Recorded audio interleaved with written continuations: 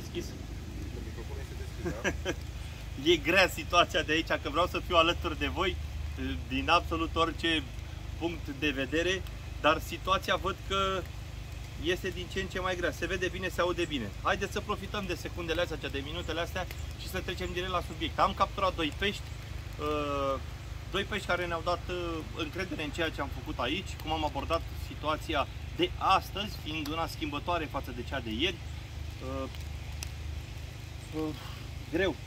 Greu. A început să plouă destul de tare. Da. Sper că acum s-a oprit microfonul, nu se aude, nu se vede, nu se... nimic. Mai merge nimic.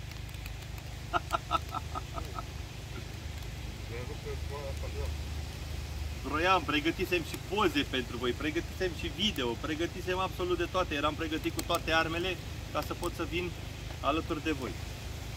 Dar se pare că vremea nu ne lasă. Nu știu cât o să plouă, nu știu dacă pot să revin puțin mai târziu. Nu mai, a început să plouă torențial. Deci, nu mai trebuie să închidem, trebuie să oprim, că nu mai pot să mai stau nici eu. A început o vigilie absolut totală, maximă. Stop, am dat stop. Închidem, da. Microfoanele, repede.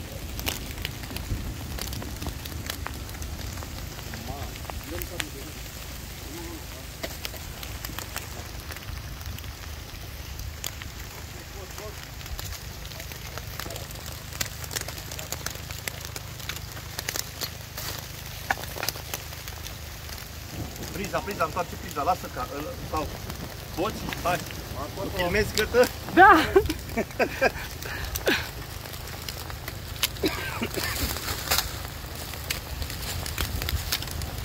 Mamă, ce ploaie torențială! Așa vigilie, mă, să înceapă în timpul live-ului. Ușor. Că se filmează, Alex. Picioare. Încercăm totuși să punem ceva la dispoziția urmăritorilor noștri, să vadă prin ce momente și clipe trecem, da? Cablurile întoarse, bateria, camerele.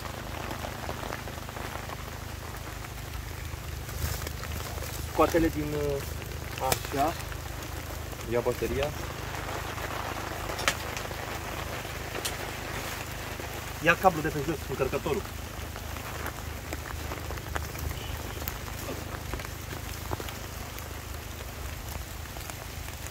Mai e o cameră, nu? Ia un cablu pe jos. Cablu.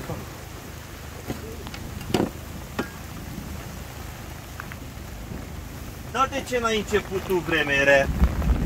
Când era vremea ta?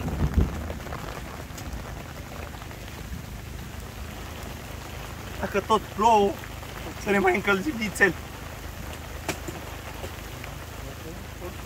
Îmi pare rău, eu am vrut să fiu alături de voi, dar uitați, vremea nu ne lasă. Hai să pun măcar gluga. Vremea nu ne lasă. Continui în acest video să vă spun exact ceea ce vroiam să vă spun și în live. Am capturat doi pești, moment în care echipa, reiau, da? Echipa Cârligului Gagiu aveau bancuri, povești și așa mai departe. Trăgând primul pește, cel de 7 kg, am crezut că e o glumă. Primul pește, bum, am trecut mai departe, încrederea a început să vină, am prins încredere că montura își face prezența așa cum trebuie pe substratul apei. Ne-am întors, am plantat-o din nou, nu a trecut foarte mult timp, a tras iară. A tras iară un pește de 14 kg, o salontă absolut superbă. Moment, după ce am plecat după ea, îmi cer scuze, sunt și emoții, sunt și de toate. Nu înțeleg orice vrea să vă transmiți, nu înțeleg nimic.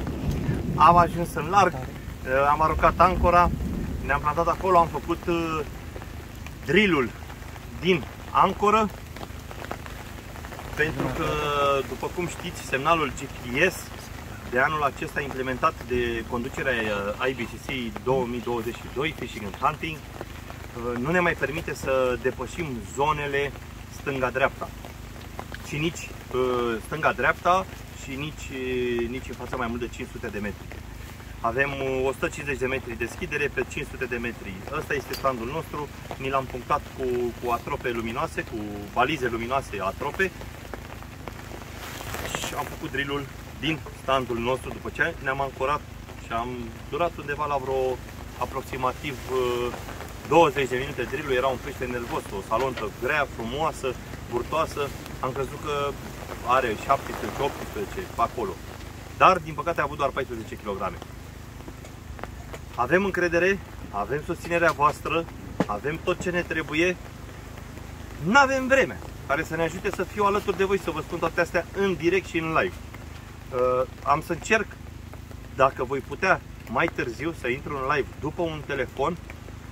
Am încercat să fiu profi, am încercat să vă transmit acasă imaginile cu care v-am obișnuit de acasă, de la noi, din România, da? Din țara noastră.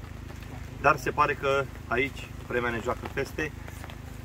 Ce să vă mai zic? Vă mulțumesc că sunteți alături de noi. Am observat asta prin like-urile, distribuirile, share-urile, comentariile și toate cele pe care voi ne le oferiți în fiecare zi, la fiecare postare ale cârligului lui Gagiu. Nu mai aveți decât să vă abonați la canalul de YouTube, doar ca să vedeți ceea ce se întâmplă aici, în direct, live. Vă mulțumesc mult de tot și am să încerc să revin cât se poate de repede. O seară minunată!